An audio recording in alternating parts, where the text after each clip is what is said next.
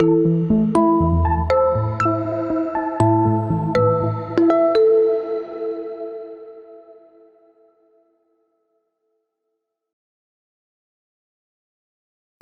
Venerable Reverend, I seek your permission to speak. SUKHI, HOTHU, Dhammaputras and Dhammaputris. I see some of you quite bewildered with this greeting. You are normally greeted good morning, good afternoon, and good night. I ask you, what is so good about the morning? When you take the papers, when you read the papers, what do you read? You read shocking news, disturbing news, very upsetting news about murder, rape, incest, terrorism, people killed, mammoth, wars, all kinds of disturbing news, and yet you wish each other good morning. There is no meaning in this greeting. And in Hong Kong, I do not know, but generally sometimes I come across ni hao and chou san. Now, what's the meaning of ni hao and chou san? What is the actual Chinese greeting? Sek pao mei. Have you eaten? And it's so rich in meaning. It is not just that you have, you're trying to find out whether the person has eaten, but it was born out of a situation where during the Han dynasty, people were dying. They were dying because of famine. There was so much of chaos with the warlords fighting each other that the fields were not attended and people died. So the first thing you asked when somebody came or you met somebody is, have you eaten? Because you, out of your Buddhistic feeling, you want to know whether he is okay or not. And if he says he has not eaten, then you invite him to the house and you give him a meal. And the Chinese custom, Buddhist custom of compassion and kindness and feeling for fellow beings is such that not only you feed him, but you pack something up, and in Malaysia they call it tapao. Today the tapao is called doggy bag. When you finish something, your meal in your restaurant, and if you have something remaining, you give the excuse that you want to give it for your doggy, but actually you're taking it home for yourself. But to save face, you say doggy bag. But the old tapao is such a rich culture, such a rich civilization. It was born out of caring. If he has not eaten, obviously his family has not eaten as well. So you give the tapao. The reason why I brought this out is to try and highlight. I like this particular analogies and the greeting to highlight a very fundamental point. That is, there are many things we are doing without reason, without logic, without meaning. And the reason we must ask is, why do we do these things when it's so obvious? Because we have been acculturalized. That's how everybody does it. That's how everybody greets, and so you just follow it. But in the Buddhist context, we want to question and we want to find out. And you are given all the liberty and all the freedom to question, to inquire, to find out. And if you do so, you will find a different approach and you'll find much more meaningful outcomes. So I'm asking you, before I deliver my small presentation, to ask yourself, to review, to revisit some of your thinking on many things that we have been taught as a kind of a benefit from this talk. Please, this is a kind of a format that I use. Please question, please inquire, please review all that you do. The other wonderful thing about this particular greeting is that it is born out of Brahma Vihara. Brahma Vihara is a mental state which is one of the finest mental states that you can bring for yourself, to yourself. And it is encompassing metta, which is friendliness, universal friendliness, unconditional friendliness, karuna, compassion, mudita, and upeka. These are very important values or human values that we are told to cultivate. Now, if you do it every day, if you do it as second nature, you are imbuing and imbibing all these things, and you are living the Dhamma. That is the beauty of this greeting. So I have greeted all of you SUKHI HOTHU, but none of you greeted me SUKHI HOTHU. I would want you to wish me SUKHI HOTHU. Put your palms together and wish me SUKHI HOTHU. The reason is that when you have a mental state of such fine, sublime feeling and thinking, and when you wish somebody with that mental state, there is power in that greeting. It charges you with positive energy, and it is scientifically proven that mental energy, mental thought has a positive and a negative impact on the other person. So please cultivate this. Every time you meet somebody, wish that person SUKHI HOTHU. That is living Buddhism. One of the things that I have been doing since my career, I prematurely retired. I decided to make a contribution by developing the practice and practical aspects of Buddhism.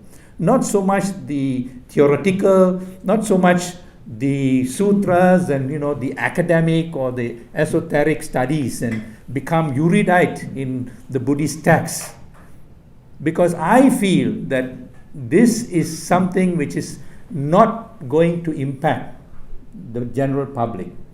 99.9% of the people, if you take the pyramid as society, are not going to become monks, are not going to renounce, and are not going to become arahants or stream winners, but they are going to get married, they are going to work, they are going to have children, they are going to have bosses, they are going to have relationships.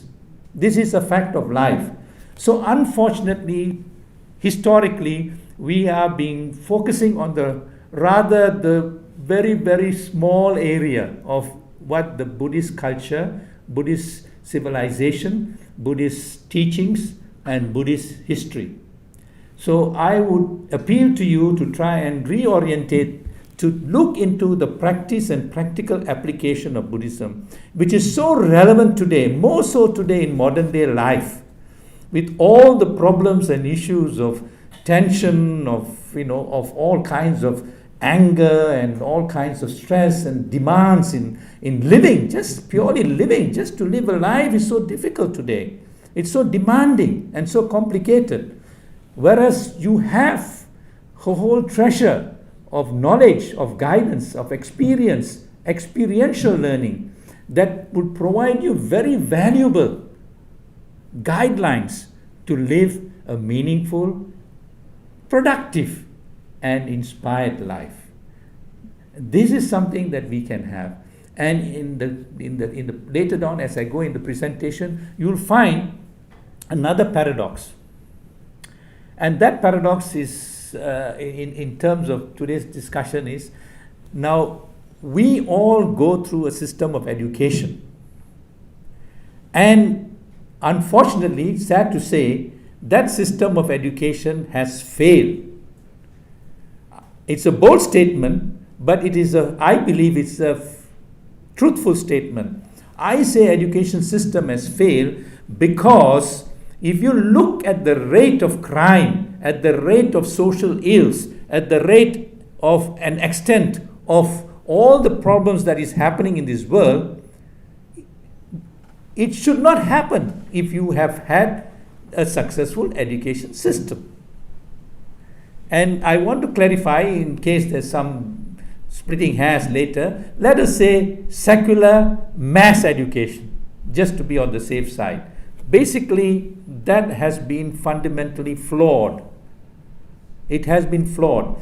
You have more schools today, you have more opportunity for children to have education.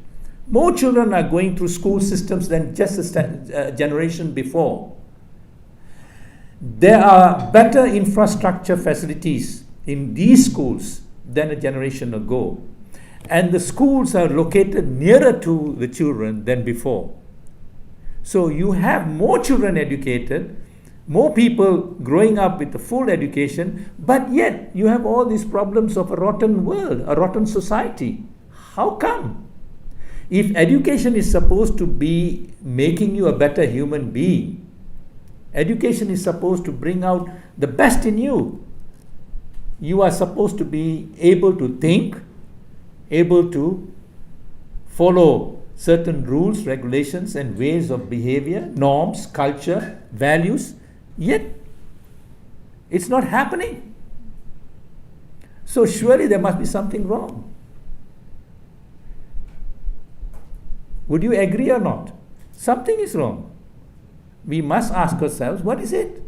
Now, I feel that because I don't have the luxury of time, so I'm going to put some kind of a bullet form kind of presentation. I feel, so it's sort of, not giving me the liberty to elaborate, but later maybe in the question time we can elaborate further or clarify further. I feel that the fundamental reason is because policy-wise, education is flawed. If you look at all the statements made by ministers, prime ministers, education ministers, leaders of any country, they will say, we want to have a better education so that our children, our youth will be able to get better jobs, and the GDP and the GNP of the country would be improving. We want to have high tech, we want to have internet. All those things are emphasizing employment as a basic or a fundamental need of education. How to earn money, how to get a job. And unfortunately, the whole system of education is a paper chase. Everybody is running after a piece of paper, getting a certificate, and hopefully the bigger the certificate, or rather the higher the certificate, the better the job is. So employment, paper chase is all ingrained in your whole education system. That is a wrong policy. The word education is derived from the Latin word educere. That is to draw out the human being in you. Not so much to give you that paper certificate to get a job. That has never been the concept of education. And fortunately, if you go back to Chinese civilization, if you go back to Indian civilization, the heart of Asian civilization, you will find that education was not this. Education was to develop the total human being. The subject of education is the human being. Now, how much of your education is focused on the human being? Tell me. From primary 1 to university, PhD level, how much of your education is on the human being? Certainly not in schools. And what is the human being? You ask these ministers who make these statements, ask them what is a human being. In Sanskrit, the human being is referred to as manusya. In many Asian languages, Indonesian, Malay, they use the word manusya. They know what is manusya. But they do not know the meaning of manusya. Manusya is a being that has a mind that can be developed to its highest potential. Now, if you do not know the subject of what your education is, no teacher is going to be thinking of the child. The teacher is thinking of the subject, how to finish the syllabus, how to finish the curriculum, and that's about it. But the education should be on the child, understanding what the child is. And each child is peculiar. Each child is a unique person by herself and himself. Even that is not understood, and they don't care. Just finish the syllabus. Just have the test and find how many got A's. Again, how many got A's. And that becomes the criteria. It's all cockeyed. So now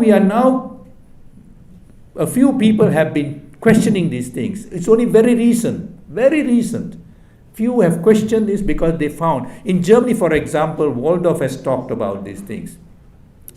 And this is very recent, and it is still a very infant stage.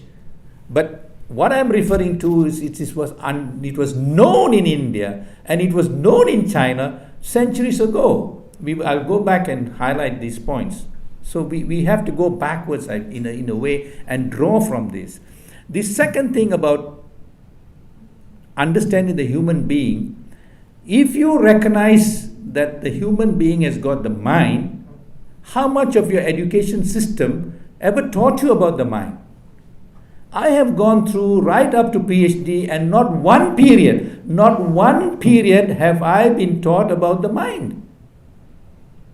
And we know if you're a Manusya, all of your thoughts, whether you come from Hong Kong or from USA or from Japan or from Korea or from India, all of your thoughts, all of your speech and all of your actions is determined by the mind.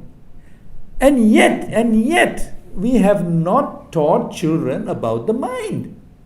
It's such a complex thing. And it's such a vital thing. And today, modern science has proven that there must be a symbiotic relationship between the mind and the body. Because we are made of mind and body. What do? We only take care of our body. What happens when the baby is born? You powder the baby, you comb the hair, you give good clothes, you bathe regularly, and look at the physical side of. And from day one, that's all you do.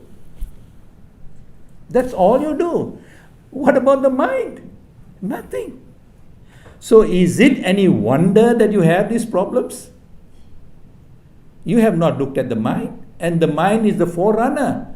If you look at the preamble of the UNESCO, they say wars are made in the mind of people. And the way to stop wars is by changing the thinking of the people. But what do? They don't look at the mind. So the education system that we must bring about is recognizing this reality. This is so real and yet so ignored, so forgotten. So we have to invest. There is a logical mind, and there is a rational mind, and there is an emotional mind. We all are rational, yet we do irrational things because we have not trained the mind. We have not taught about bhavana, about mindfulness, so that you're more conscious of your actions, your speech, even before it comes out. We are all acting on an emotional level. The whole of the advertising media, the whole of the marketing media is all appealing to your sensual pleasures. They exploit your mind by reminding your mind to take Coca-Cola, which is poisonous. I hope I don't get arrested. But it's poisonous. There are many things we're doing, but because of the power of advertising, the power of the marketing, and we go and take all these things. So it just to emphasize the point that nothing has been done in the education system to look into the mind. And this is the paradox, we have in the Buddha Dhamma a whole lot of teachings, whole lot of guidance for lay people as well as for those who have renounced how to cultivate the mind. Essentially, in a word, in a sentence, much of the problem is because of an uncultured, untrained mind. Much of the problems of the world is because of the uncultured, trained mind. Another important sentence, instantly, how much time do I have? Because there's no clock here. It's plenty of time, I'll keep track. Okay. In a sentence, the Buddha Dhamma is a complete training program. Complete education and a training program for living a successful, healthy, happy, peaceful life, in a sentence. So if the Buddha Dhamma has so much of education content, are we using it? Have we looked into that part of it? Another paradox. When you go for teacher training programs, you invariably are taught Bloom's taxonomy of learning. They talk about they talk about cognitive, affective, and psychomotor levels of learning. I think, if I'm not wrong, it is 1956, Bloom's came out with this, and it is a Bible. This you must do, you must learn. And he drew a graph. As you begin, you start with a lot of cognitive, but towards the end of the year, you must be doing more affective and psychomotor. Now I ask you to question, how many teachers are doing affective and psychomotor learning? It's still cognitive. All of our systems is focused on cognitive. And in Indian and Chinese thinking in terms of education, ancient I mean, knowledge is the lowest level of learning. Today, it is even ridiculous because click of the button, you can get all the information you want. Why must you parrot? Why must you regurgitate all these things in exam hall in 3 hours, in 5 hours? Is that the test of education? No. But we are doing it. This is going on and on and on without anybody questioning it. So, Bloom's is held as the so-called Bible, But 2,500 years ago, the Buddha talked about pariyati, patipatti, and pativeda. Pariyati is just knowledge, the theoretical base. You must have a structure, you study the theoretical base. Pariyati, that is low, there's nothing. You might know everything about it, but it doesn't make anything. It doesn't make any sense if it is not being internalized. Pariyati, patipatti, where you question, you analyze, you synthesize, you think out of the box, you create your own ideas, you interpret, and you also practice. So it becomes internalized in you, and your thinking process is very critical in the affective field. And pativeda is psychomotor level in the real sense of the word. So not only do you know, but you become what you know. There are many, many doctors who advise you not to do this and not to do that. Not to smoke, for example, but you see so many doctors smoking. Not that they do not know. You ask any drug addict whether he is conscious of the fact that it is going to harm him, he will say, yes, I know. But he does take it. So it is not knowing, and we spend millions of dollars trying to fight drug addiction, terrifying drug menace, by trying to create an awareness. And awareness is not going to solve your problem until and unless you can deprogram the thinking process, the mind. The drug addict is going to go back because the deprogramming has not taken place. So my understanding based on all these phenomena is that we have to start education from the time the child is in the mother's womb. Till what time? 8:30. Okay.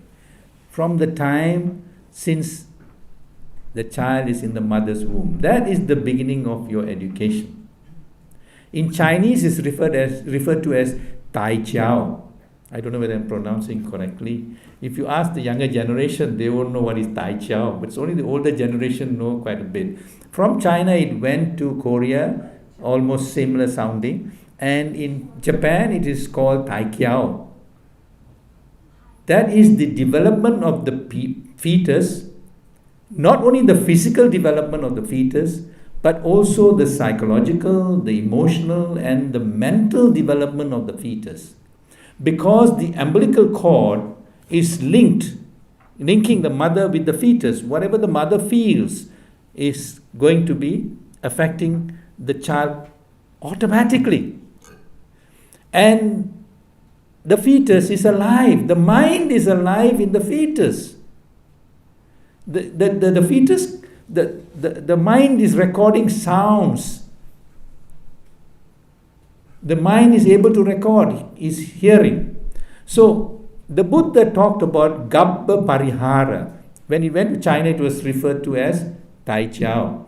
And it became popular and became famous in China, well known in China, because the emperor took it upon himself to promote and propagate this. So he had clinics, prenatal clinics. What do you do when you go to the hospital when you are expecting? The doctor will ask you to weigh. What is it all about? To find out whether the child has gained weight. And then what do you do with the ultrasound? You just see pictures of the child. Again, physical. Whether the hands are okay, the legs are okay, the face is okay. And then they ask whether boy or girl.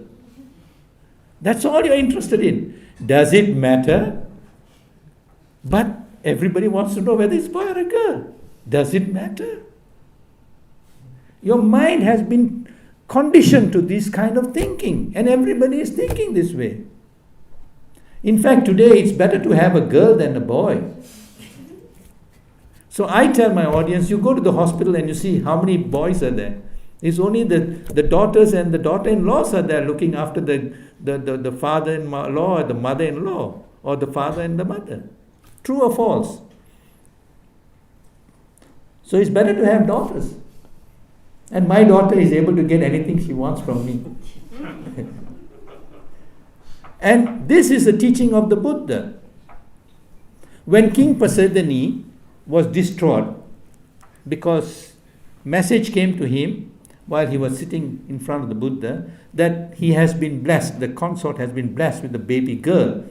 So he was so distraught, he was so disappointed. Then the Buddha said, don't be. Because this daughter is able to bring forth a child, a son, who will become wonderful and will be able to reign and rule and emulate your good qualities, not your son. So when you have a daughter, make sure that she gets the chicken leg, not the son. Because we always feed the son, all the time the son.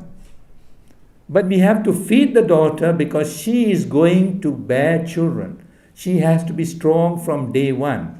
What do? The doctor says give fluoride and calcium and all just during pregnancy. That's too late. You have to start from day one. Give her the best. Because she is going to bear the child, not the son.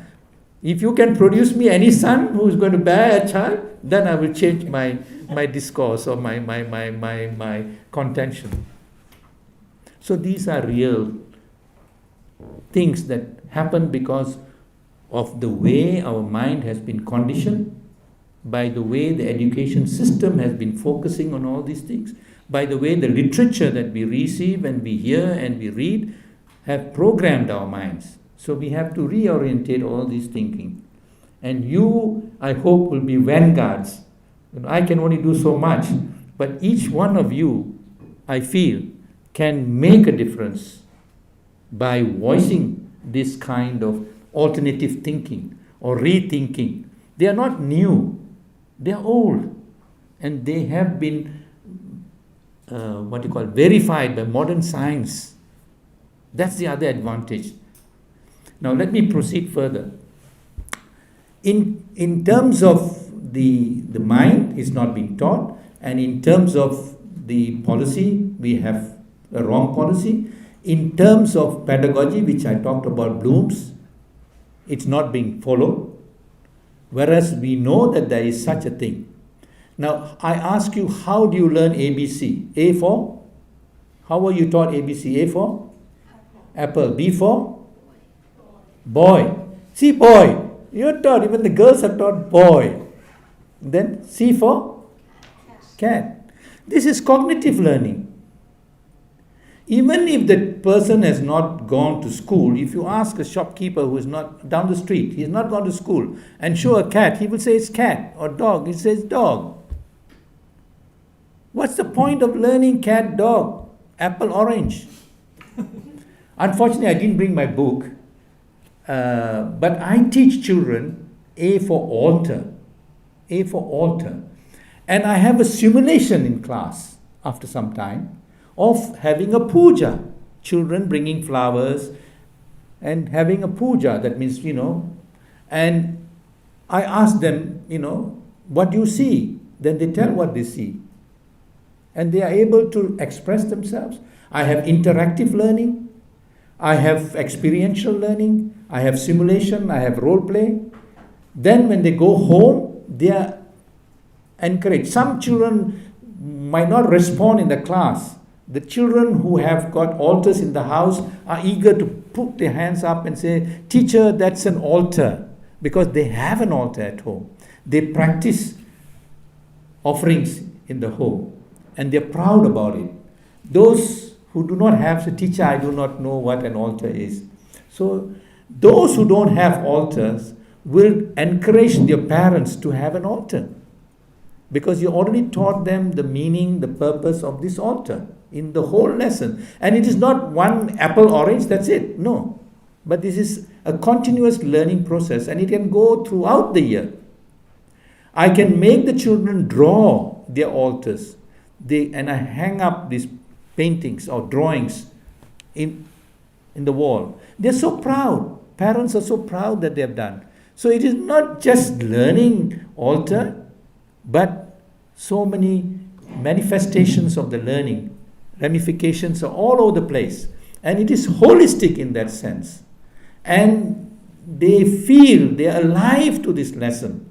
It is not a parrot kind of route learning, but something which they enjoy, they live, they breathe, and they can feel. And that kind of lesson, that kind of teaching stays on for life. It's part of your experience, it's part of your life. That few moments is part of your life. I asked the child, why do you offer flowers? Most children do not know. Oh, I do not know. My mother offers flowers, so I also offer flowers. No, there is wonderful lessons in offering flowers. First of all, the flowers, you see them beautiful, fragrant, very attractive. After some time, it will wither away and it will die. No more attractiveness. And after some time more, it will even smell, odor. And you will have to throw it away in the dustbin. And they actually throw it away. Your life is also like that. Life is uncertain. You're not sure of how long you're going to live. You're not sure whether your parents are going to be living forever and ever. They cannot live. So some tragedy, some mishap, some bereavement will take place. They must come to know that life is uncertain. They must come to know that death is there. Because there are many children who get traumatized because their minds were not prepared for this. And they can't get out of their trauma. Why should it happen to me? Why should my mother, die? And they can't get out of it. That's one. The other thing is to tell them life is so precious. Every day is precious. So make every day the best day. You can teach them to live the day well. Make it meaningful. So you imbue this kind of thinking process, this culture. I call it a mental culture, a mental makeup. If you are able to do it from small, then it develops. And this is something which we have lost. Another very wonderful lesson from this simple teaching of A for altar is, I explain to them a flower that is beautiful and attractive but has no fragrance will not attract the bees and the butterflies and get pollinated, and they won't become into a fruit. But a flower which has got no attraction and no attractive colors, is not attractive, but has got scent, fragrance, will attract. Similarly, children, you might be the most beautiful, the most handsome, the most rich, and the most affluent in the class. But if you don't have goodness in you, nobody wants to friend with you. And even if you are an ordinary child, you don't have that beauty and that richness or that, that affluence, but you have character, you have goodness. Everybody in class will like you. Now, these are deep teachings. You're teaching to a 6-year-old, 7-year-old child. Very fundamental things which we are taught as adults and we don't follow.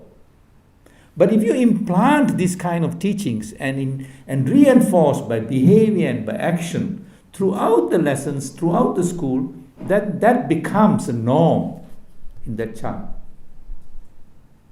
So let me go back to the fetus again, because I missed out some point there. I believe that if we are able to concentrate the 9 months pregnancy and we focus on Tai Chao, which develops a kind of spiritual reinforcement for the mother, spiritual fortification first. The mother should have Shraddha, that is confidence. Shraddha is quite different from the general definition of faith. And usually when you talk about faith, it's referred to as blind faith. You just have blind faith. But this Shraddha is faith based on knowledge and understanding. So if the mother has Shraddha in the Buddha Dhamma and Sangha, in the Three Ratana, that means the Trinity, the mother is spiritually fortified, and that helps. So this is, I'm crystallizing this whole thing. It's all been in the book, in this book. So it's about 500 pages. I'm just crystallizing because otherwise you might have to stay the whole night. So those of you who are interested, you can always contact the faculty or also get my email address, akumarasri, akumaraseri @yahoo.com, because a couple of you have already asked me and I might forget giving it. And also my website, livingbybuddhism.com. Livingbybuddhism.com. There are a lot of materials there. And Brother Lam and a few others are trying to make it available to more and more people through the Buddhist Door and other channels. Let's hope we can network. And if you have any network, do please engage yourself with our activities and projects and programs. So let me go on. If you are able to do that, then you insulate. Then there are other practices like paritas, which gives the confidence to the mother. That is chanting. And the way I look at it, you can be a Christian, you can be a Muslim, you can be whatever religion you follow, but do that. If you are a Christian, go to church. Give the mother all the fortification through prayers, through hymns, and through whatever else is normally done in church, because the mother needs this. There's a complete transformation of the biological, physiological, emotional, traumatic kind of things taking place, unprecedented experience. So all the more reason why you must fortify the mother.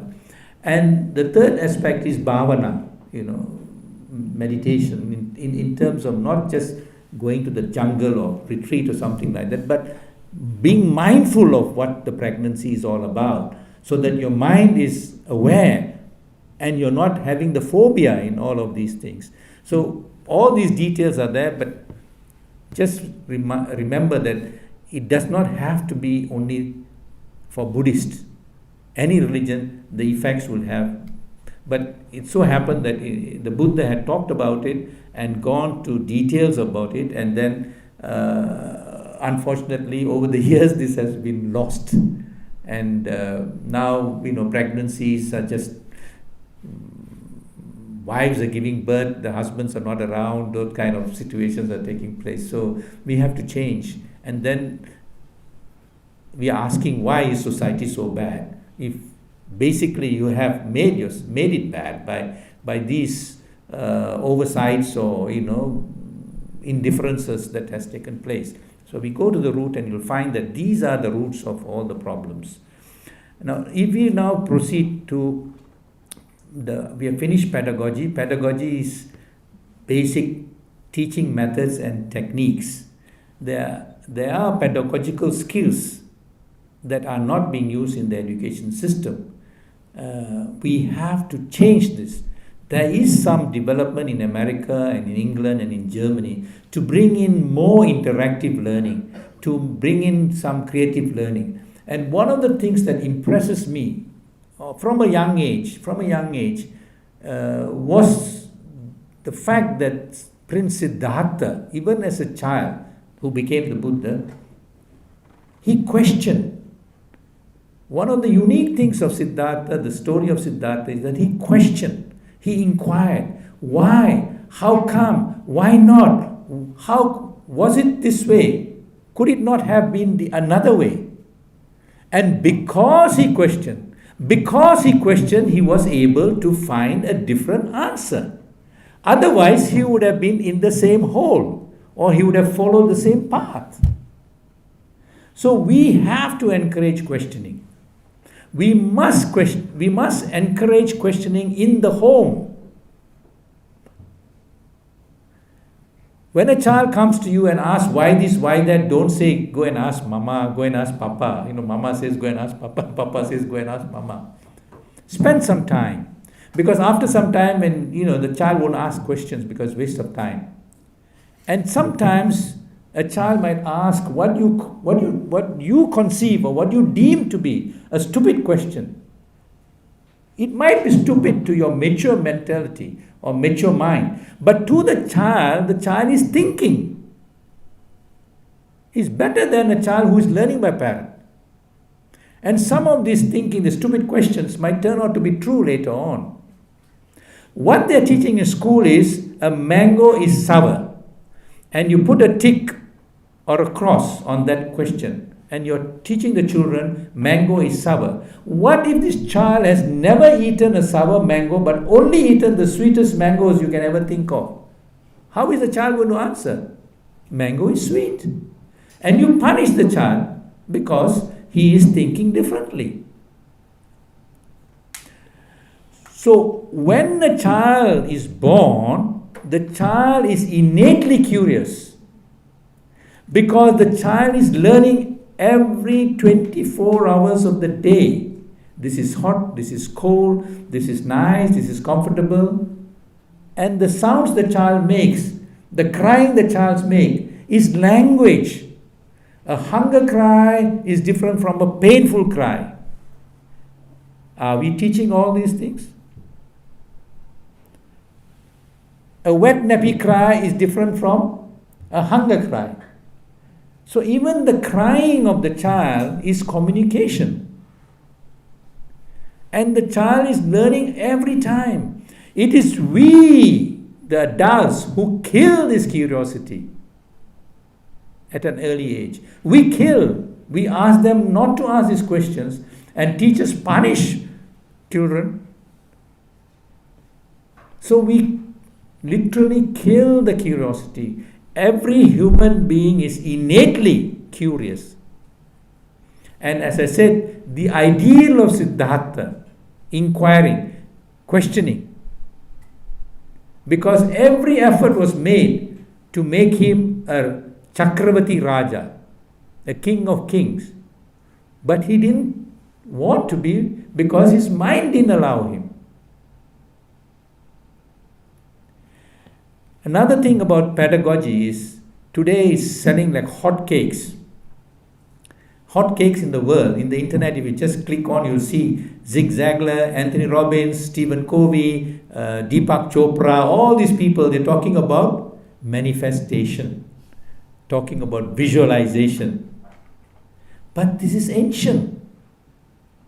The four sides the Buddha, the Siddhartha saw, it is visualization. He told himself, I don't want to go through this life of sickness, of old age, of death. And that was visualizations. But Buddha Ghosha, when he wrote, he didn't use this jargon of visualization.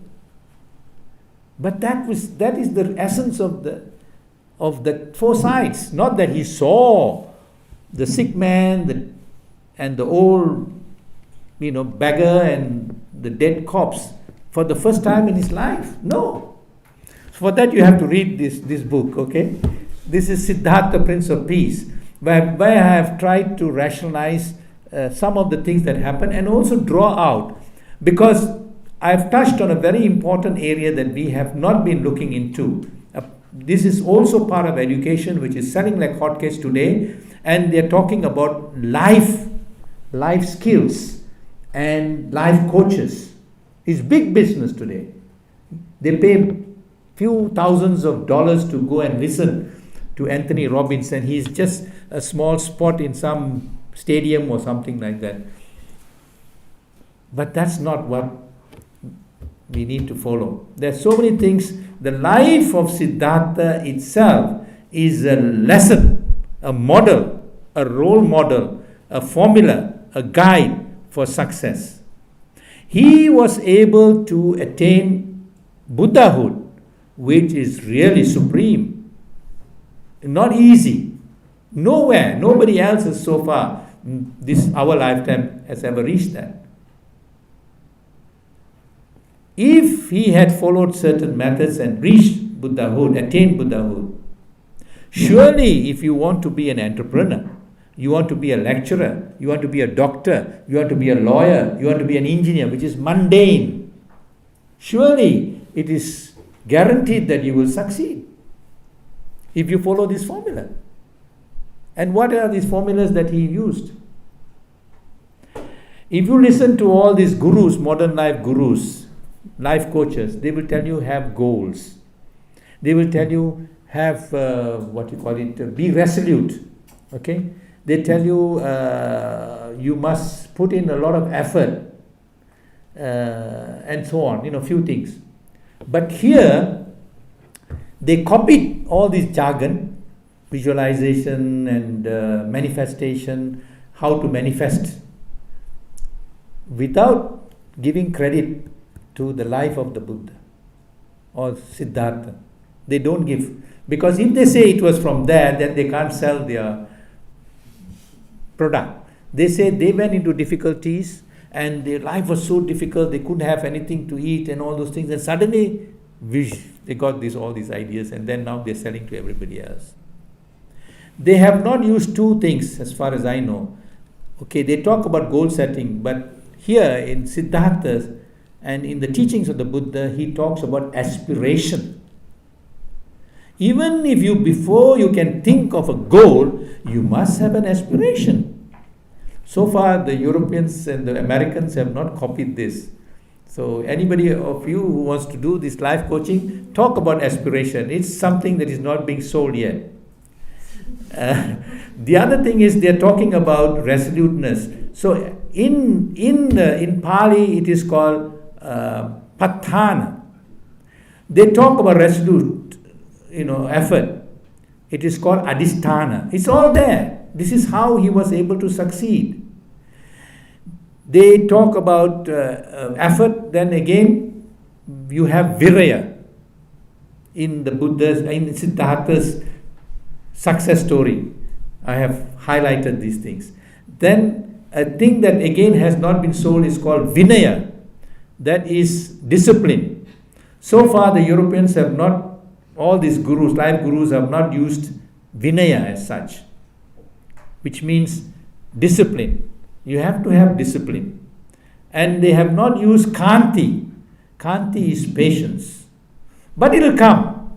It will come, because when they have used all these things and somebody comes out with these things, they will also follow the bandwagon. But let us now think that there is a golden opportunity for us to look at this as a possibility in terms of letting people benefit by solid examples and solid, truthful presentation of success ingredients, way to success. But it's not only success, it's also a way to well-being. They don't talk about well-being. They only talk about dollars and cents, multimillionaire, and this, that, and the other. They all talk in terms of dollars, cents, how to be a millionaire. But here, I guarantee you a program that is also going to provide you a framework, a guidelines for well-being. then happiness.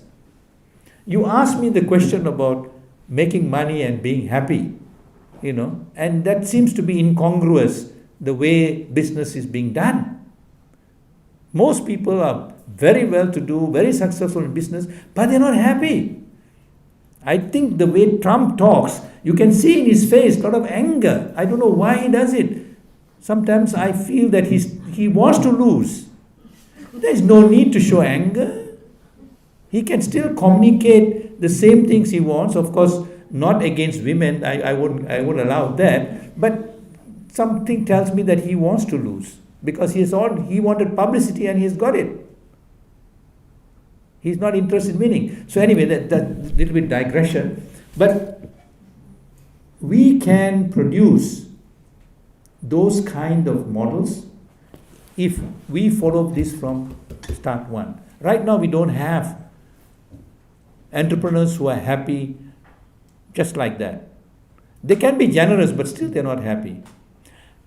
And another added element which is very rare, and that is inner peace. Nobody talks about it. All the success gurus don't talk about inner peace. Because when they talk about inner peace, they will have to come to bhavana, they will have to come to the eightfold paths and all those other things. So they cut it off there. Here is a program for inner peace as well. And in this program of inner peace and the method we have, we are not marketing it. We are talking about sustainable development all the time. And we are talking about a world that is on the precipice of a catastrophe. It's just there. And all those things that are happening ecologically. We are spending millions having conferences. But if you talk about inner peace, peace within yourself, then you are at peace with the environment. Because you recognize that the environment is integral to you and you are integral to the environment. You need the environment. You are interdependent on the environment. Without the environment, you cannot survive. And the first lesson, if you talk in terms of education, the first lesson the Buddha taught, what was it? Yeah, who's that? His standard, Four Noble Truths. But did you ever think that the first lesson was gratitude to a tree? Before he expounded his Four Noble Truths, the first thing he did after he got enlightenment was to recognize, pay gratitude, pay homage to a tree. And that's our culture, a mental culture of recognizing the environment. Are we inculcating this? This is a powerful way of inculcating. And we can continue this to bring children to these kind of activities. Love for trees. The word kindergarten, in fact, was kids in the garden in German. But do you see kids in the garden in the modern kindergartens? It's all bricks and mortar. So even the word kindergarten has been corrupted. He wanted children to enjoy the nature, live nature and live life in the garden. But now you have kindergartens and kindergartens and kindergartens all in cubicles. So again we have gone off track in terms of education because Mr. Sharma, right? Sharma, he asked me the question, what is the reason? Because education today is a big business. This is one of the reasons. I gave other reasons earlier, but today education is a very profitable business. In many Asian countries, you have mushrooming of private institutions, private education institutions, and all rushing to get university status And there is a thirst to get this paper chase. So long as you can get a paper chase from a university, you're done. And they charge you for this. It's not a money. Malaysia is one country that's making millions from education. And the good entrepreneurs even make money on the convocation, on the bouquets and the hotel accommodation. They put a hotel nearby and all kinds of facilities, hostel facilities is money. So if you have business as a motive and motivation of promoting education, then you have a big battle. Because education should not have a kind of a monetary tag. By all means charge a fee, but this is going beyond. They even make money on textbooks, they make money on convocation. Photographs, you must buy all these things, otherwise it's part of the package of their business. I'm sure Hong Kong University doesn't have this, but the private universities mushrooming nowadays all over Asia is having it. It's a phenomenon. So we have to stop this.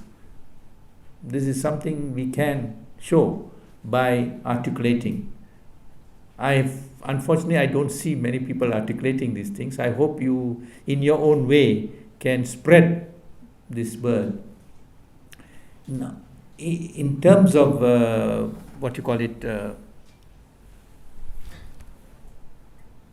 strategies, there are many strategies I have produced some tools because I've been talking, and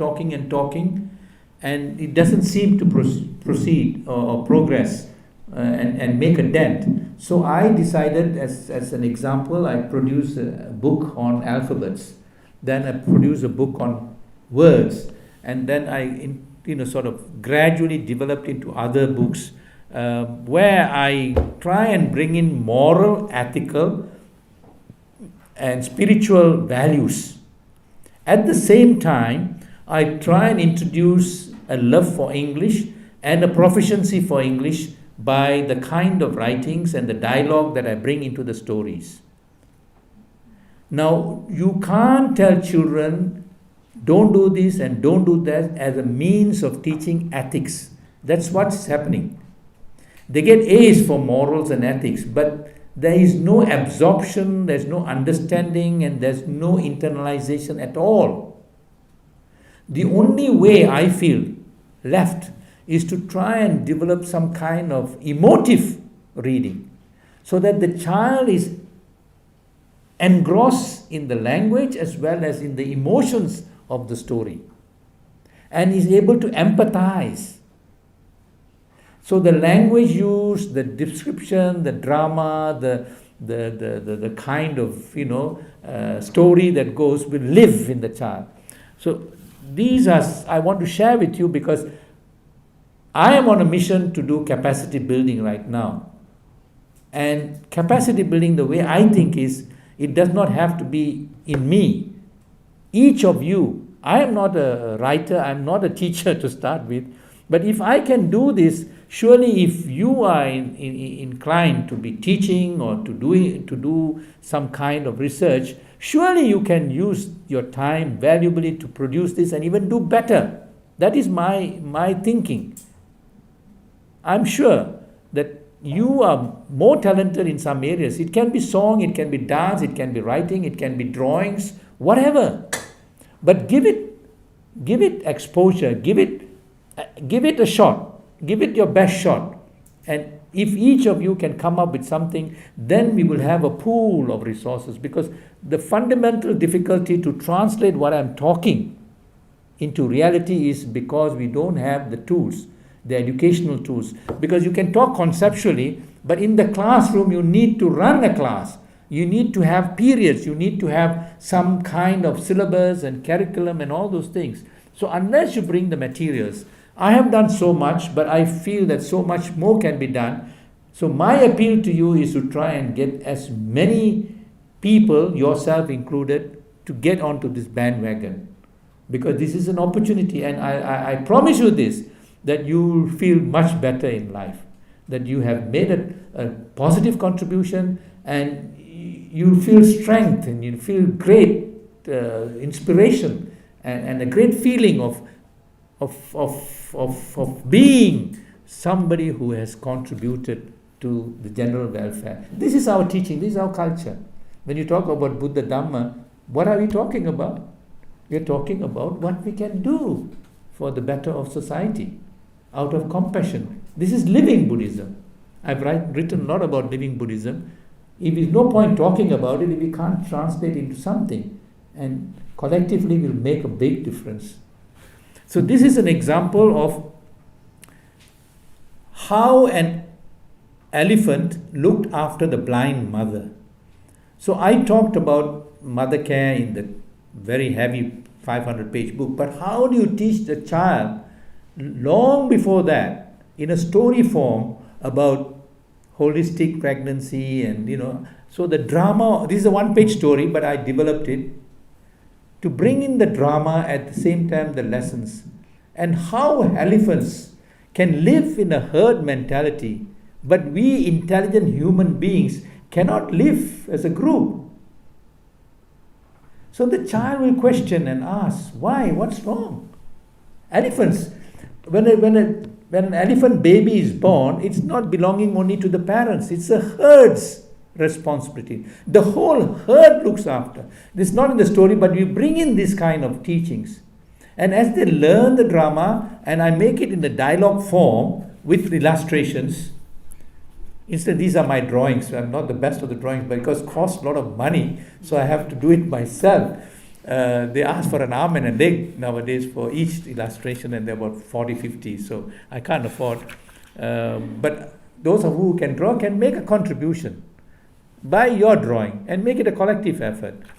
The dialogue, the child lives the story, and you can have it as a play, you can have it as an extended reading, and you have comprehension, not the standard comprehension, but asking, inquiring questions.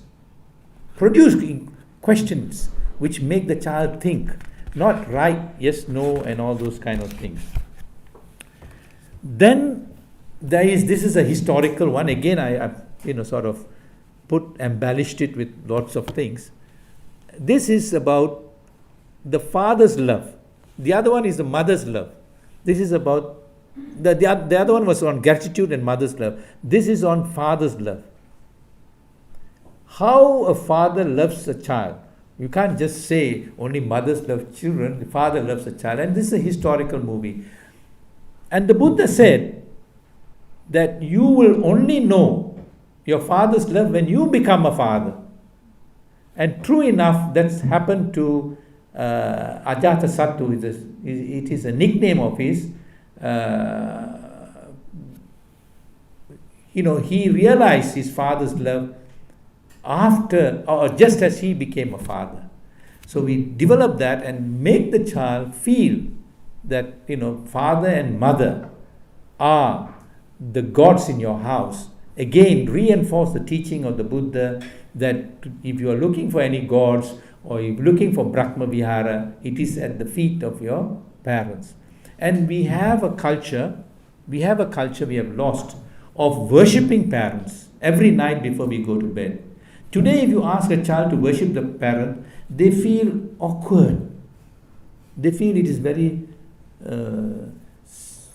servile, just not on.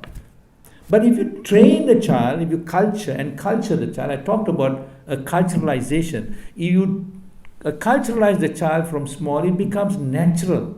It's become automatic. And they don't feel restful if they don't do it. It's the reverse that happens. So if you don't wish your wife SUKHI HOTHU in the morning, you will feel a bit awkward. And if the wife doesn't wish you SUKHI HOTHU, she should feel awkward. But if you do it every day, it gets ingrained. Surely you want your wife to be well and happy always. Surely the wife wants to have the husband well and happy. But we don't do it. And if we don't do it, we don't internalize it, it doesn't become natural, it doesn't become part of your learning process, a part of your living process, and doesn't become part of you. And I want to share, I think I'll stop here because I want to give some time. I want to stop at this point, because there's so much more and I can go on and on and on and on. I want to share with you this practice about worshipping parents. And there's a beautiful practice, particularly in Sri Lanka, it's been practiced. Children are taught from small to worship their parents at their feet before they go to bed. And you can also do it in the morning before you leave home, before you begin the day. But when I introduced this initially to Chinese communities in Malaysia, they said, no, it's very, very difficult to follow and all those things. But they have thanked me after practicing and said, they have assured me that things are much better in the home. The child is much more, obedient, well-mannered, more thoughtful, more patient, more understanding. So many things. The child is transformed, but it has to be a family thing. And it is a beautiful, beautiful stanza. It sounds a little bit long because it is said in a way because each syllable is dragged on. So actually it's two sentences. If you can bear with me, I'll just try it out. Dasamase ure katva posesi udikaranang ayudigang vasasatang matupatang namamahang. The meaning is even much more beautiful, much more meaningful. It means, dearest mother, you nurtured me in your womb for 10 lunar months, not 9 modern months, 10 lunar months. You transformed your blood to milk to nurse me. May you attain Nibbana, dearest mother. I worship you at your feet. So we have to have that sense of gratitude to the mother who gave birth to you, who sacrificed and who went through the risk of childbirth and pain. And we must recognize it throughout our life. And if we don't do it ourselves, then don't expect our children to do it. So this, some or other, it has lost many of these things, this Tai Chow and many of these things were common everyday upbringings. But it's lost. We have to revive, we have to bring it back, and it is not new. It's very ancient, very old. In China, it used to be very, very, very, very well followed. Filial piety is in the blood. If you don't have filial piety, you don't qualify to be a Chinese. Not only your parents, but 4 generations. You have respect. You have gratitude.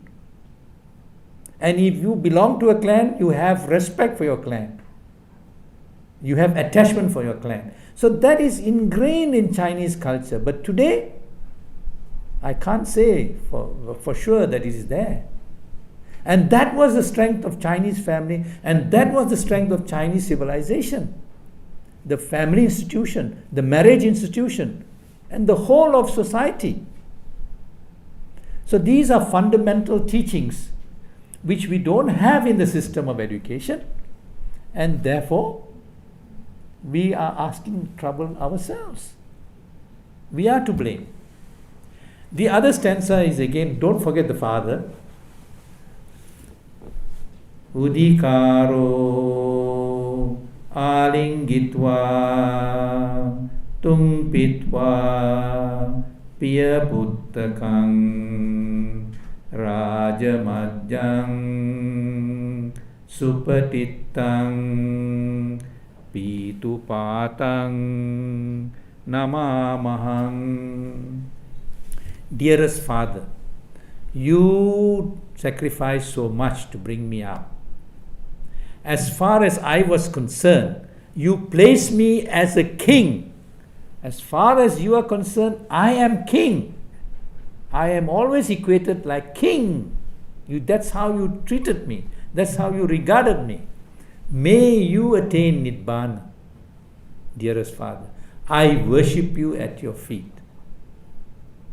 So these are things that we have to ingrain, and with this kind of upbringing, we hope that the education system reinforces this upbringing in the home, because I said it starts from the womb, goes to the home.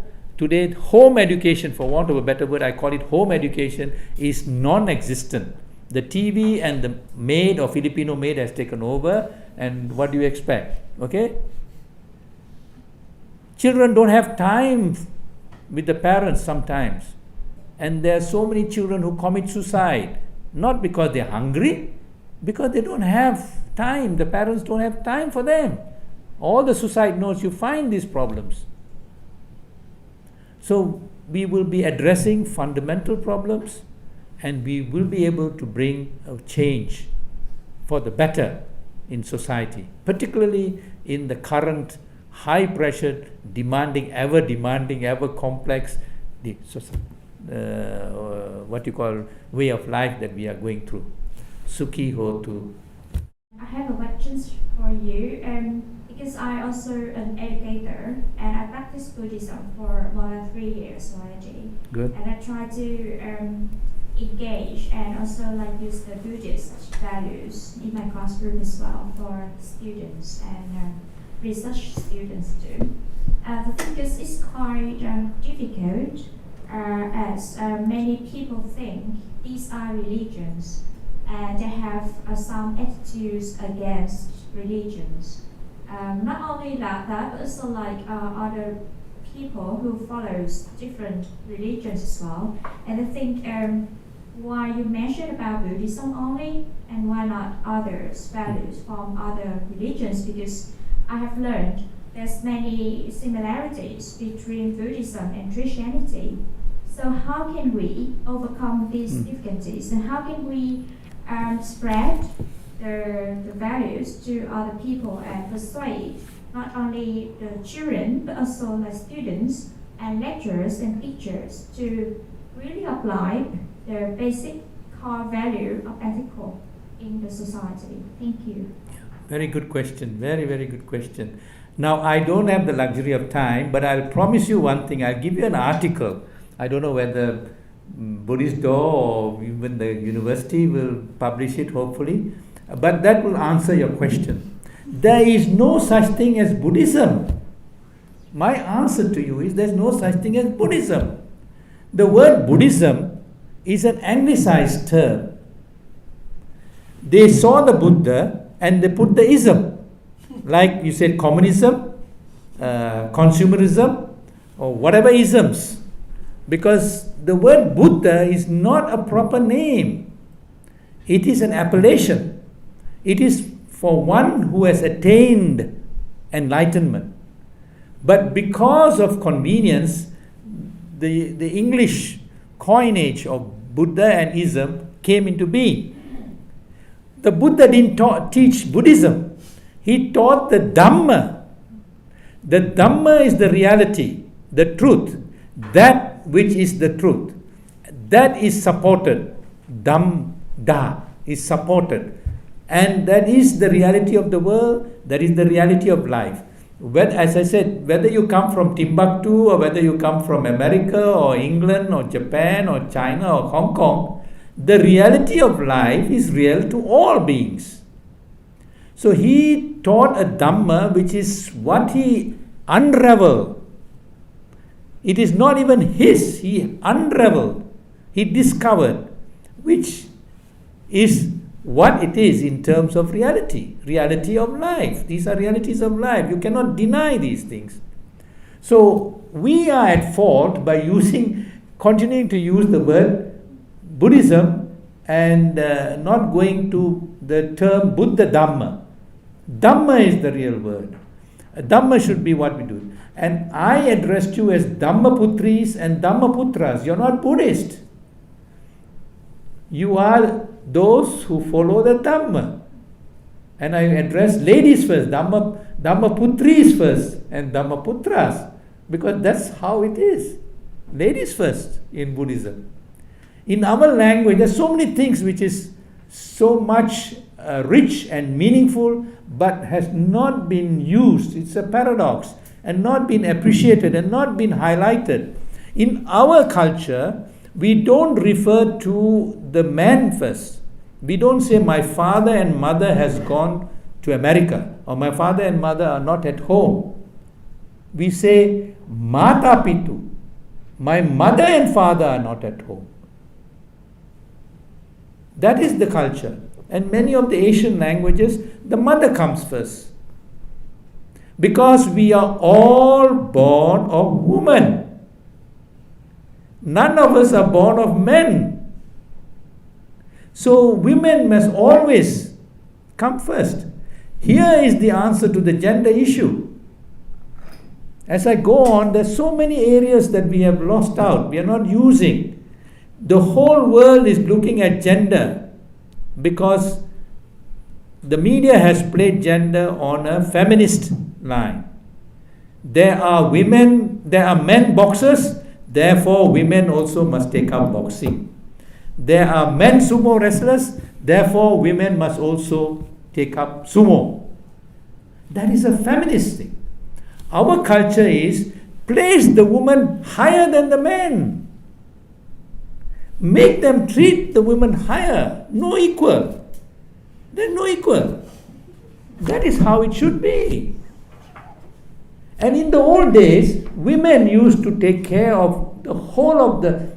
And I have very good example of modern day life where this is practiced. And in Japan, the common feature is, or the common impression, or the first impression you get is, the woman is so subdued, so what you call servile, has no say, always the man, But actually, the person who controls the purse, the finance minister in a Japanese home, is a woman. And the man, I don't know now, today is broken down maybe, gives whatever he earns to the husband, to the wife. And he gets from the wife pocket money to spend. And he has to tell lies to the wife to get some extra pocket money to buy a perfume for a girlfriend or something like that. He has to tell lies to get extra money. But she is the finance minister because she runs the family. She knows everything about the children. The husband doesn't know much. He comes home late in the night, that's about it. She looks after the education. She saves the money to buy a house, to scholarship, whatever. The whole thing. So she's very powerful. But being a woman, she has tenderness, she has love, she has kindness, she has tolerance, she has patience, she has accommodation. If you look at it very critically, they are very powerful. So that is the best blend. That's why they say have an English home, a Chinese cook, and a Japanese wife. So coming back to your question, I think what we need to do is, we need to stop, but it's difficult because it's so ingrained. I mean, I'm talking about 2-3 generations of using of Buddhists and Buddhism. But we have to make some change. So sometimes, even in this talk, I mentioned, if you're a Christian, go to church. It's not a monopoly of the Buddhists to go and give fortification to the expectant mother. There's no monopoly. The Buddha never claimed monopoly. He never claimed monopoly. This is only something which I unravel. And he accommodated all other religions. Even in his teaching, some of the words, the terms, he couldn't come out of the standard traditional words because it would mean Greek to the audience. So he had to use certain common understood idioms. And we were just talking at dinner time, when you translate Chinese into modern English, if you do not know the culture and the idioms, it becomes a transliteration. You don't carry the essence. So many of the terms, even in the Buddhism, so-called Buddhism, unless you understand the background, you're brought up with that kind of cultural nuances and understanding the finer points, you won't get the gist. You might get, but you won't get the wholeness of it. So, but anyway, what I have tried, and I will send this article, is to try and promote this as, ancient wisdom. Ancient wisdom. I have talked to Muslim groups, and it is by law, not permitted to talk other religions to any Muslim groups in Malaysia. It's the law. I can get arrested. But I don't talk to them about Buddhism. I talk about Manusya. I said, you are Manusya, I am Manusya, let's talk about Manusya. So when I talk about Manusya, some of the things that I talk to you this evening, I share with them. Then they understand. Because Buddhism is not something, it is not dogmatic. A very characteristic of Buddhism is not dogmatic. He says, question what I taught you. Question what I taught you. Find out for yourself. Investigate. Go find out. Try it out. Test it.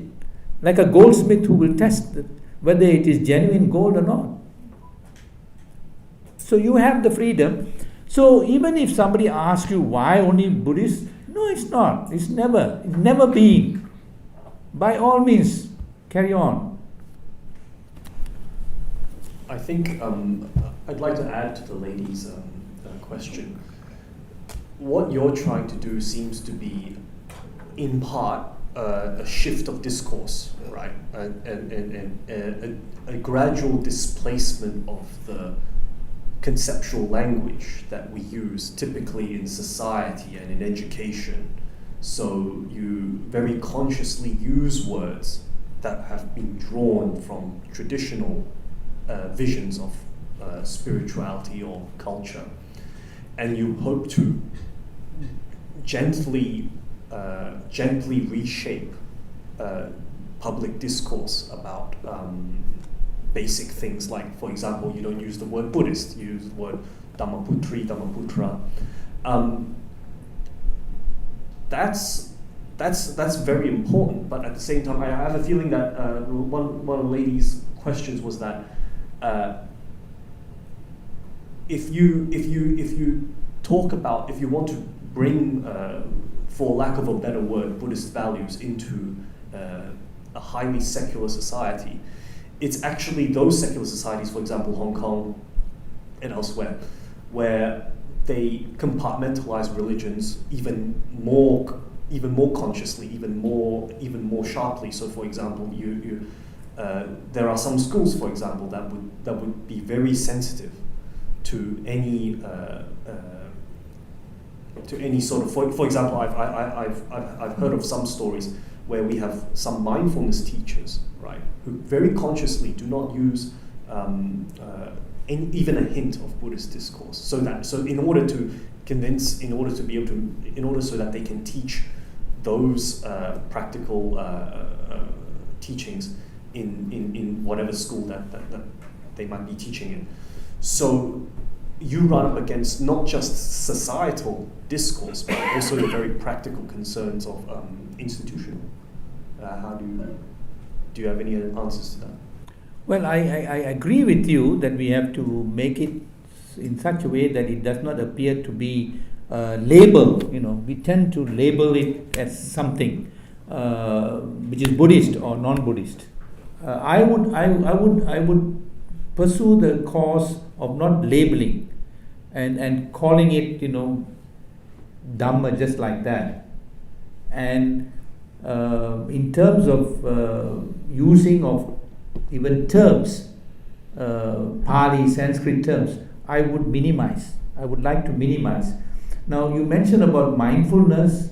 Now, without calling even mindfulness, they say quiet time. Have quiet time in the class. In Europe and UK and some of these lessons, they said quiet time. Because the minute, in some countries, they are sensitive to religion being taught in school or any mention of religion because they want secular education. So, as far as I'm concerned personally, call it by any name, but if you're practicing it, it's good enough for me. So if you call it quiet time, and if you can inject a meaningful quiet time, because their quiet time is just quiet, but the Buddhist concept of quiet time is mental cultivation which should be an ongoing, not 5 minutes or 1 minute, but throughout the day. So you can implant that 5 minutes and slowly develop into a culture, a mental culture where you are then self-regulating your thoughts. The key word is self-regulation. You are the driver. You are the one in control of the steering wheel. So these things don't have to be labeled as Buddhist.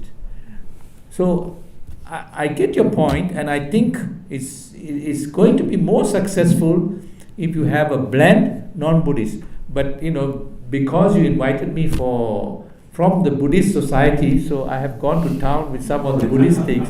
But as I said, when I go to a Muslim crowd, I can't. I'll be arrested if I mention the word Buddhist. So I talked to them, and it was possible. And they I mean, you talk about pregnancy. Let the audience be Christian or Muslims or whatever, because what I'm talking is real. I said, go to the mosque, go to the church. Now, if you're talking about child upbringing, every child is colorblind. A child is born colorblind. It is the adults that make the distinction and, mess up the child's thinking and attitude and behavior by making the child conscious of race and all kinds of differences. My children grew up in a foreign environment. Every time I get posted, they just go and mix with anybody. You look at the playground and you put a child, innocent child, 2 years, 3 years, you kiss and grab any girl. Doesn't have to be, of the same. It is the adults who bring all of these things. So we can teach all of these things. Because if you're a Buddhist, then I will go to town and teach Samagga. Samagga is that kind of relationship that you regard each other as kinsmen. It's a teaching of the Buddha. And he had a beautiful, beautiful analogy of it. There was a cell tree that was gigantic cell tree that was growing on its own in the wilderness, away from the shrubs and the other sada trees. A tempest came, a wind came and blew up the tree, the giant tree, but not the other shrubs, because they were close to each other. This single one got uprooted. The Chinese, this is a very, very, very important lesson. The Chinese, when they understood it, they didn't have sada trees, but they had bamboo. And from that learning, from that idiom, they developed a love for bamboo, and it became such an important motif in Chinese art, song, dance, culture. It's part of Chinese culture, because they found in the bamboo that it never grows on its own. It grows in clusters, and it sways whichever way together. And Chinese culture, Chinese civilization developed this oneness. Now, where is this oneness today? So if we regard each other as human beings, if we wish each other SUKHI, HOTHU, that you may blossom like a lotus, this lotus greeting, then we don't have this kind of problems in relationship and mental attitude, because you are taken as part of the human race. There's only one race, human race, and there's only one planet, planet Earth. We can't see that, we can't visualize it, we can't think that way, because we are not taught that way. Thank you so much. I would like to, taking into account the whole situation that you were describing about the kind of education we have around and the challenges we have with our schools right now, what can we do, for example, at home to try to balance that kind of things and try to help our children to develop their mind and to cultivate their minds as the most precious thing that they have? Yeah. Good. What would be your recommendations? Yeah, that this is a crying of many parents, that now they have started what they call home education, parents are so disgusted and so disenchanted and so dismayed with education and schooling that they decided to take over and teach the child in the home. The problem of doing that, I just want to touch that one. The problem of doing that, you create an artificial situation where there is no social education. That means there is no mixing of the child with other children, and socialization is lost or robbed from the child. Very important. A child must socialize with the others. Some parents have got together and they formed a group of parents. So that's an improvement of this home education. So some things are being done. But coming back to your pertinent question. And how to balance between education Yeah. and they have. Yeah. One of the most important things is to understand the pedagogy of example. I talked about pedagogy of what you call affective psychomotor, but one of the most important pedagogies is by teaching by example. And this is what the Buddha said. I'm using it because he said that, so I'm getting reference to the Buddha, but otherwise it is something you can say yourself without reference to the Buddha.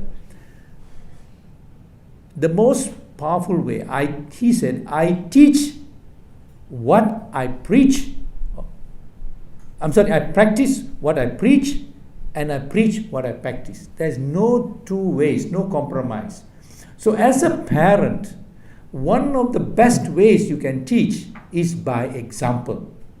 The way you carry yourself, the way you conduct yourself. You say SUKHI HOTHU to your husband, you say SUKHI HOTHU to your children. Start the day that way. I'm giving simple examples.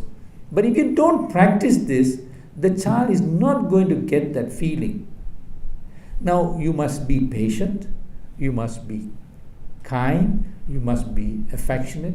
So all of that which you want a child to do and to be, must be in you. So that is the fundamental requirement. That's the bedrock. All the others will fail if this doesn't happen. So because of time constraint, that's such an important thing of pedagogic example. Teachers teach so many things, but they are the worst examples of what they teach in class. You don't get role model teachers. You don't get teachers to start with, because for want of a job, they take teaching. And it is one of the most difficult professions in the world. How do you cope with 40 different children? Each one is a unique case. And what happens is you take the third graders or who can't go to university, go and teach, and then you pay them peanuts. Can you get something out of this system? No. What I would urge is that beyond that, if you want your child to be mindful, practice your self-mindfulness and explain, be patient, and regard your child as unique. In our understanding, because we also carry karmic past. So all the efforts that you put in does not bring in the results that you expect or aspire. You cannot blame the child, and you should not blame yourself, because there are some karmic aspects as well. That's the only thing. But from the pregnancy period, do all, and even if you don't succeed to the extent that you expected, it would have been worse if you had not done these things. Well, the utopia is very difficult to achieve. Even during the Buddha's time, there wasn't a utopia. The reality is, because the human being is a frail being, it's not a perfect being. It is full of frailty. And ego is something which is in us, and that takes a lot of things away from the ideal. Because of ego, of individual and collective ego, then we do all kinds of things which is not possible to attain that utopia you want. So even otherwise, even if you can't get utopia, there is a saying that if you can't reach, you shoot at the moon, even if you miss, you will land up on the trees. It's good enough. Then hit in the ground. So let's not think of the utopia. Let's be realistic. There will be people with ego. There will be chauvinists. There will be all kinds of people who are going to create problems. During his time, he says blood is thicker than water, because his own relations were about to fight over waters of the Rohini, and this is what he came and intervened. But he couldn't stop wars from happening. There was going to be a war, or at least a conflict, not a war, sorry, a conflict over his remains, because there were many contestants asking for it. And it was a Brahmin who used his diplomacy and statesmanship and tact and says, the Buddha would not want to wish you to fight over his remains. Why don't you all, have a share and go and spread it out to your, that would have been a better way to respect, if you really respect the Buddha. So what I'm trying to say is, there will be problems, but there will also be ways and means of addressing them in a tactful, meaningful, productive, constructive manner. There are many problems in the world. I don't envisage a utopia at all. So what we can try is to minimize, and if we can bring about some change, and all of us can bring some change, at least it will make a collective difference. But don't worry about not getting 100% results. Otherwise you will be disillusioned. Try your best. If you make a difference, you are happy. You made a difference. And there was one St. Francis, I think. He was walking on the beach and he was taking some starfish from that has been swept to the shores, and they were dying because they couldn't get back to the water, to the sea. So he took one and he threw. He took another one and he threw, and went on throwing. And then somebody asked him as he got on, what difference is going to make? You're not able to save all of them. It's impossible. There are millions of them on the beach. He says, this one will make a difference. Another one will make a difference. And that's a beautiful lesson.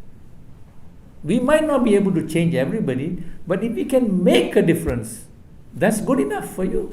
You have done something. Thank you for the speech. Actually, I'm doing the startup company for teaching the home education, but my direction is to teach the young adults about what's the home education and how to be modeling as the parents. But the difficulty is that the young adults, they are busy on money earning. So they are achieving their education paper, then the money, and so they have lack of the time and experience to understand the true wisdom of the Buddhism. So I'm struggling with that. So I really need your advice and what's the lessons and workshops or any topics that I can teach the young adults and continue on. Thank you. This book should answer it. Actually, I recommended 4 years maternity leave, and they told me that something is wrong with me. I'm cuckoo. How can you give 4 years maternity leave? But if you really want to bring up a child, you have to give the mother 4 years maternity leave. A human being is the weakest of all animals in the world. There are other animals who are born and they can walk and crawl and do whatever they want to do and live on their own. But not a child. Not 1 year, not 2 years, not 3 years. So you have to catch the government by the neck and bring this 4 years maternity, minimum 4 years maternity leave. 2, take the child as part of the government asset. The child belongs not only the elephant mentality. The child is not only yours, the child belongs to, go back to the communist kind of concept. Child belongs to the state as well. Because what this child produces and what the child destroys in terms of delinquent behavior, in terms of drugs, all those things are cost. They are cost to the state.